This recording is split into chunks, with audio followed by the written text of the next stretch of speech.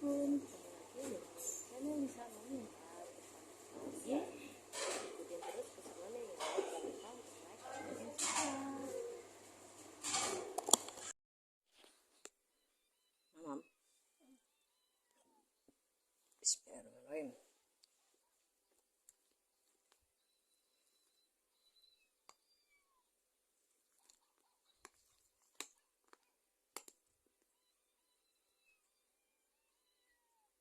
Ya kak.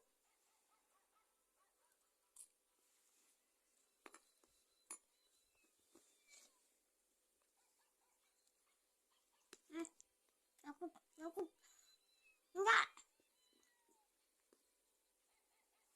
Di mama kemana?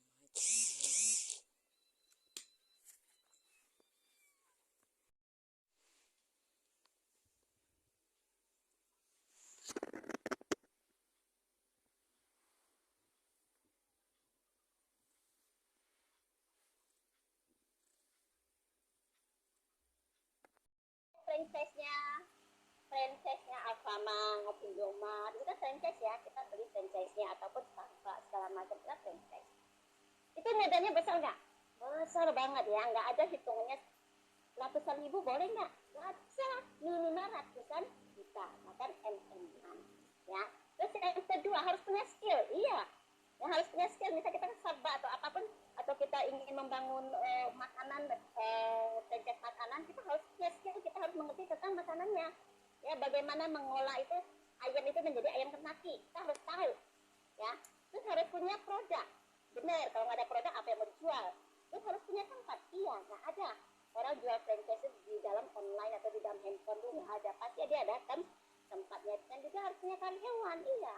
Karena apa? Kalau udah franchise itu udah termasuk perusahaan yang agak besar, yang toko yang agak besar, dan butuh karyawan untuk menjaga, mengelola. Terus harus waktunya terikat, iya, dia ada jam buka dan ada jam tutupnya, dan resikonya besar. Kalau yang namanya segala sesuatu yang modalnya besar itu biasa pasti resikonya pasti akan besar. Maka ini golongan wirausaha atau berbisnis seperti ini, franchise, direct selling, waralaba, jujur ini juga nggak masuk dalam kelompok bisnis impian yang saya cari. Saya yakin Bapak Ibu juga ini termasuk bisnis impian Bapak dan Ibu, nggak boleh dijawab nggak? Wirausaha yang franchise, waralaba, direct selling ini yang bukan bisnis impian saya. Saya nggak bisa kalau bisnis impian seperti ini. Karena apa? Jujur waktu saya bangun bisnis saya itu, saya nggak punya modal sekian. Jangankan ratusan juta, puluhan juta aja saya nggak ada gitu loh. Dan juga kita yang punya basic atau skill untuk mengelola usaha yang besar, kita juga punya ketakutan bahwa bagaimana kalau saya mengeluarkan uang ratusan juta, ternyata usaha saya nggak jalan. Yang terjadi apa? Resikonya adalah saya kehilangan uang ratusan juta. Saya juga tidak punya keberanian untuk terjun ke dalam wirausaha seperti itu. Makanya yang saya temukan adalah satu di sampingnya, yaitu itu melalui network marketing, tapi melalui multi level marketing atau MLM. Ini ada peluang yang paling tepat. Kenapa dikatakan paling tepat?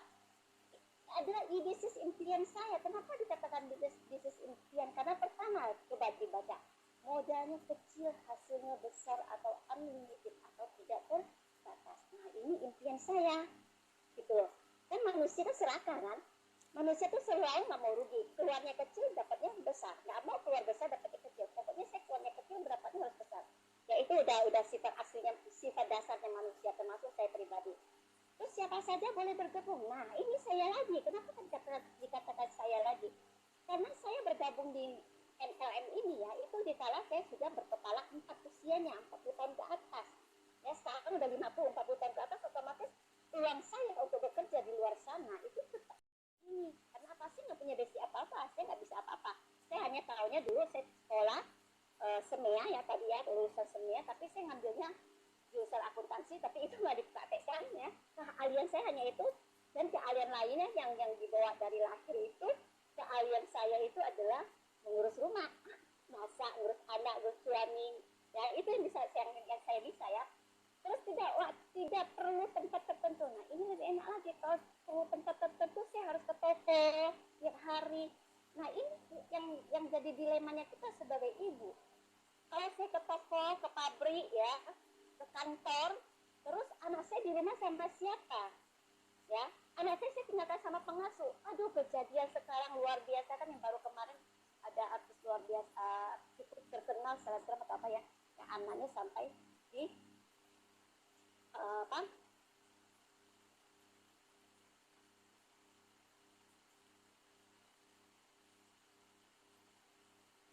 Ya, Bapak Ibu, kita tunggu untuk Ibu Pinpin kembali bersama kita. kita lihat apakah benar ya, apakah benar bahwa bukan paradigma ya, pandangan orang bahwa network marketing itu produk yang tidak ada kualitasnya, karena itu hanya harga abal-abal, hanya di apa produk abal-abal, tapi maaf harganya supaya terkesan mewah. Coba kita lihat perbedaan konvensional dan MLM. Kalau konvensional namanya orang jualan produk apapun itu pasti diproduksi oleh pabrik baju pun itu ada dari pabrikannya ya, terus makanan, terus rokok, minuman, segala macam itu semua dari pabrik. Dari pabrik itu sebelum disalurkan atau didistribusikan kepada pemakai ya, bukan orang penjual ya, tapi pemakainya. Seperti saya mau beli gula misalnya kan, gula pasir kan, sebelum saya bisa membeli gula pasir untuk saya seduh kopi, maka pabrik itu harus menghasilkan dulu dari tebu, ya nggak? Nah dari tebu masuk ke pabrik tebu ya, diolah, baru semuanya berbentuk menjadi gula, baru disalurkan. Tapi salurkan itu nggak langsung dari pabrik itu. Saya mau beli setengah kilo gula pasir langsung ke saya, tidak. Dia harus melalui jalur distribusi yang cukup panjang supaya bisa sampai ke konsumen yang paling bawah. Distribusinya apa aja? Ada yang namanya dari pabrik itu, pertama yang pasti itu adalah didistribusikan dulu ke agen tunggal. Kenapa? Karena pabrik itu dia sudah bermain dalam partai besar, dia nggak akan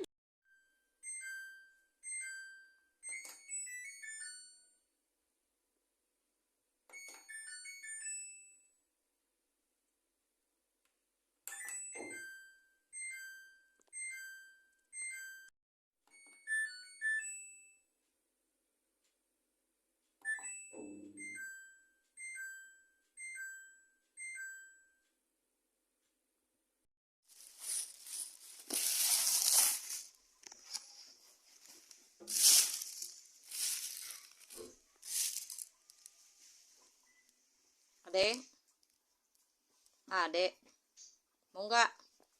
Itu ada maunya. Ininya belum dimasak. Ya. Banyak kali alasannya. Udahlah, nggak usah diganti.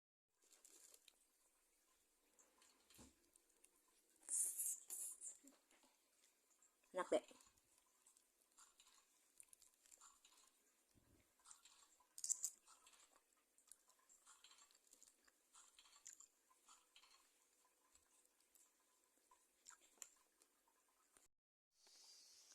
Ih, cantik sekali. Lihat depannya. Sana. Ih, totik no yang dikuncit. Mau mana, Neng?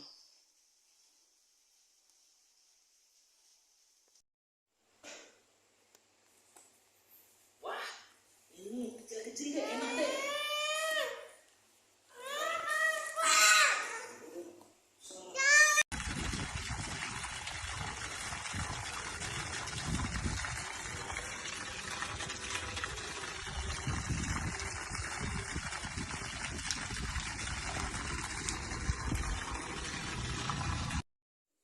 Makan siang guys, telur, bandeng, cumi, pacai, dan timun. Nasinya cuma 4 sendok ya guys.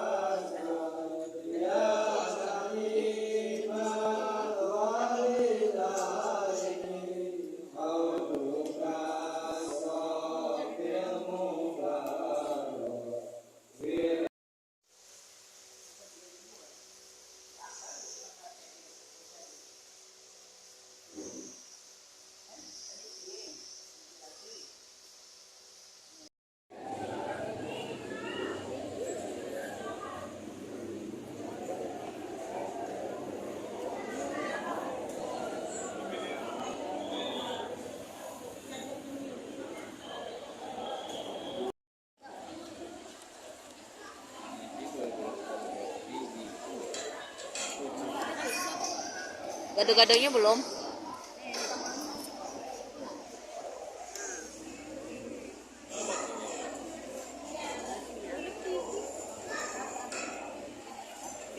Tahun gitu ya, Dek.